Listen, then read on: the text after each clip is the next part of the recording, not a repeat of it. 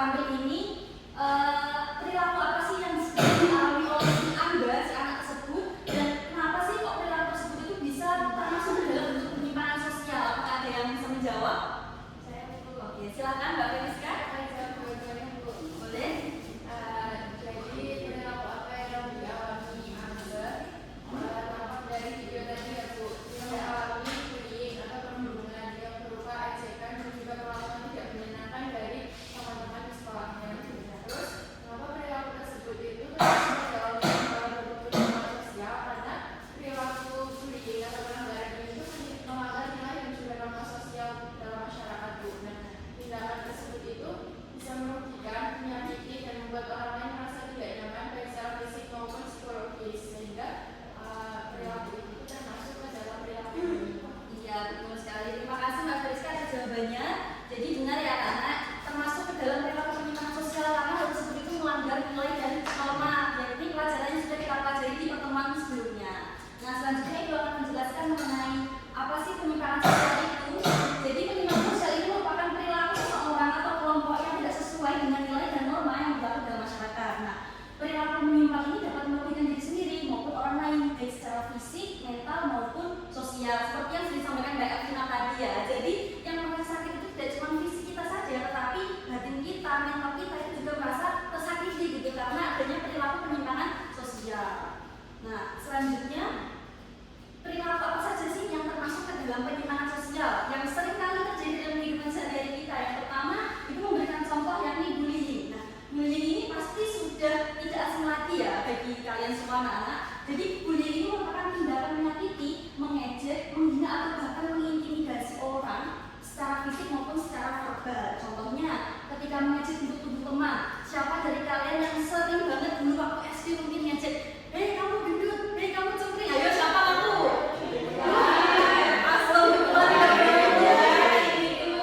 Nah, itu bisa menyakiti hati temannya loh. Kemudian yang kedua, memunculkan teman. Loh, siapa yang di sini masih pilih teman?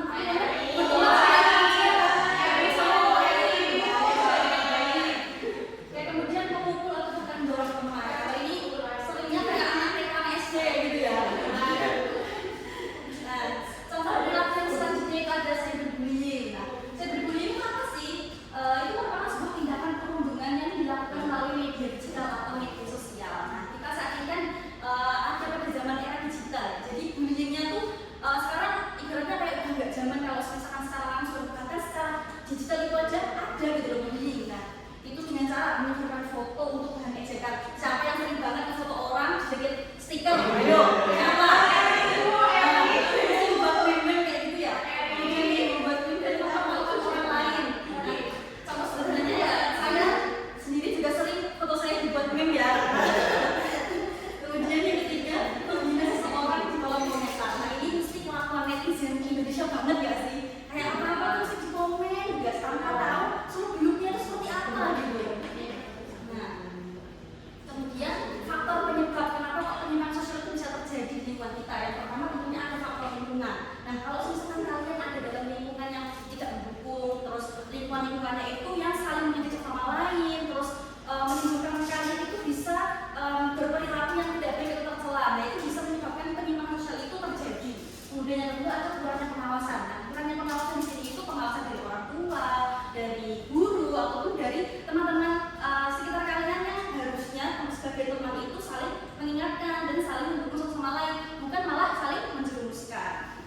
Kemudian yang ketiga ada pengaruh media sosial. Nah, kita itu harus bijak ya dalam bermedia sosial. Karena kalau kita nggak bijak, otomatis kita bakal terjadi penyalahgunaan gitu. Seperti kita suka komen di kolom komentar orang dengan sembarangan, tapi itu sebenarnya menyakiti diri kita dan menyakiti orang lain gitu.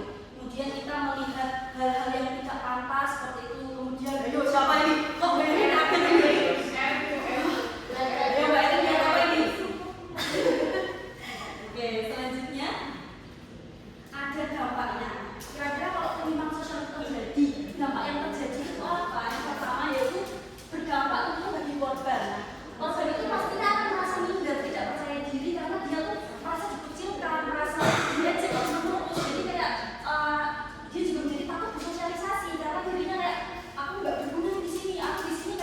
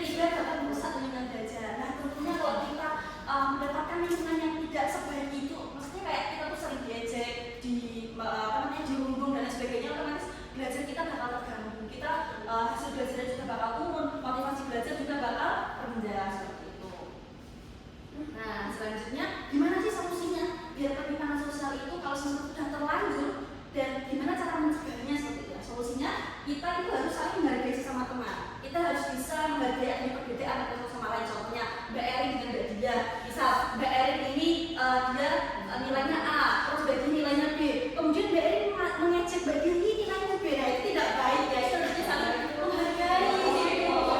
Iya, kemudian rasa empati, nah rasa empati juga perlu ditumbuhkan lagi. Kemudian menggunakan media sosial secara bijak, nah, sesuai dengan apa yang Ibu sampaikan tadi ya, kita harus bijak dalam bermedia sosial. Kemudian berani lapor nih kalau misalkan melihat tindakan begini, saya dibully dan lain sebagainya. Jadi kalian jangan takut ya, jangan cuma diem aja. Kalau misalkan takut sama teman sekitar buat ngomong, bilang sama guru, bilang sama orang tua kayak gitu ya. Karena Ibu yakin lingkungan sekitar kalian itu sebenarnya tidak mau kalau misalkan kalian itu terkena perilaku bullying seperti itu.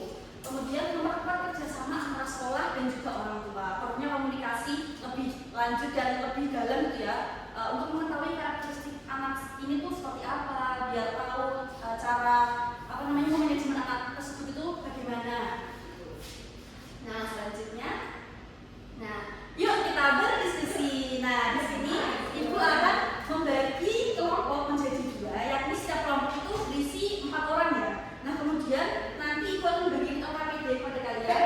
LKPD-nya berupa amplop nih ya. Ini kayak sebuah studi case gitu, sebuah misteri yang harus kalian diskusikan bersama, harus kalian pecahkan.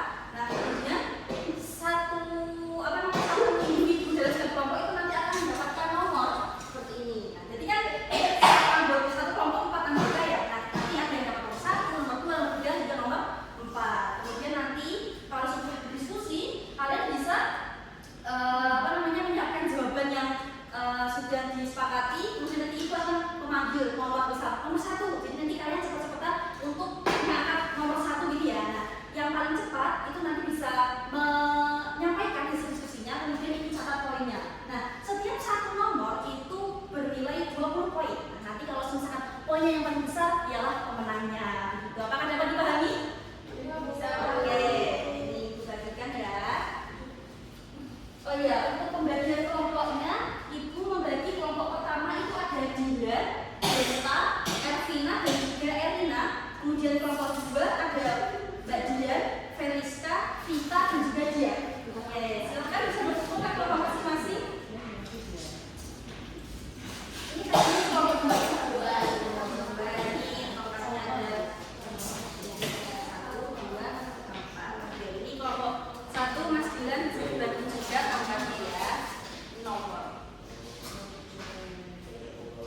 Sebenarnya Ibu ingin membuat baru ya, nah, tapi karena Ibu bingung cara gimana, akhirnya berupa tongkat kayak karnaval ya. Nah ini mungkin studi case-nya kalau belum tongkat. Nah ini studi case-nya kalau misalkan belum mulai kalau misalkan di-upload terus hanya kurang jelas bisa dilihat di layar ya. Ini mengenai kasus perundungan yang terjadi di lingkungan pendidikan. Seperti yang sudah Ibu jelaskan tadi.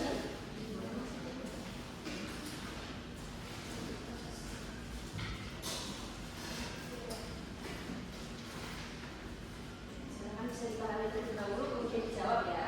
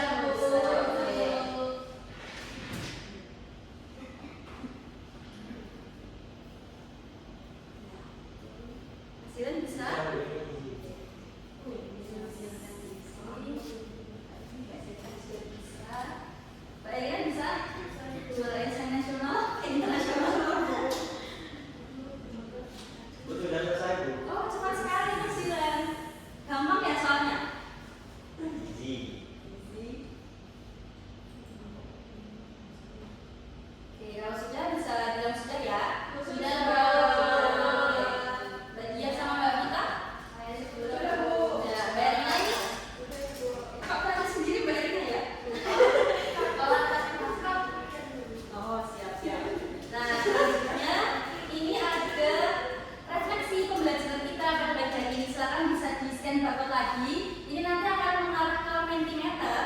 Nanti kalian bisa menuliskan satu kata mengenai pembelajaran kita pada pagi hari ini. Apakah menurut kalian ini menyenangkan atau sudah malah membuat ngantuk? Apakah seru atau keren dan lain sebagainya? Oke, sudah bisa masuk? Sudah. Oke, di scan dulu. Silakan membuka web Mentimeternya.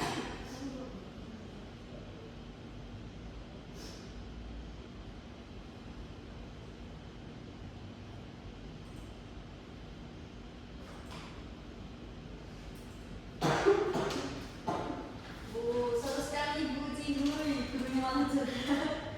Seru sekali Bu. Suruh satu kata kalian sudah berkata-kata ya. Satu kata. Mrs. Happy, ini si Erin. Kelompok 2 kemenangannya. Kelompok 2 kayak nggak terima banget ya kalahnya. Dan seru kelompok 1 juara. Kicau, ini mesti bilang ini kicau. Ya sudah semua? Ada yang belum? Sudah. Sudah tuh. Juara. Oke, selanjutnya kita tiba di penghujung materi yakni mengenai kesimpulan. Nah, adakah yang bisa menyimpulkan terkait pembelajaran kita pada pagi hari ini? Saya Bu. Oke, silakan Mbak Dua.